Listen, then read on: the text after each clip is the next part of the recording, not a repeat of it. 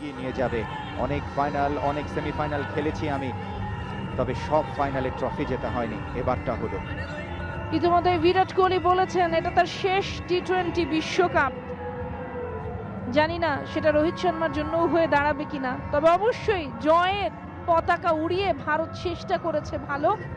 যেমনটা আমরা দেখেছি ভারতের পাইপলাইনে অসংখ্য প্লেয়ার যারা খেলবার সুযোগ পাননি, যার ভিড়ে যশস্বী জয়সওয়াল একজন একেবারে তরুণ নতুন একজন খেলোয়াড়, এবং তিনি সুযোগ পাননি। হয়তোবা সামনের বিশ্বকাপটা তার জন্য হতে পারে নিজেকে মেলে ধরবার একটা সুযোগ। যেমনটা বলেছেন বিরাট, তিনি হয়তোবা আর টি-20 বিশ্বকাপে খেলবেন না, সেই জায়গাটাতেই কিন্তু খেলে থাকেন জয়সওয়াল। অনেক খেলোয়াড় রয়েছে ঘরে, তারাও আস্তে আস্তে দলে ঢুকবে, ভারত এগিয়ে যাবে সেই প্রত্যাশায়। দেখুন বাবার বাবার কোলে হয়তো আর এক মেয়ে, যারা দর্শক হিসাবে পরবর্তীতে বারবার ফিরে আসবেন। হয়তো ওই মেয়ে আজকের এই ম্যাচ দেখে এসে নিজেও ক্রিকেট খেলায় উদ্বুদ্ধ করতে পারে।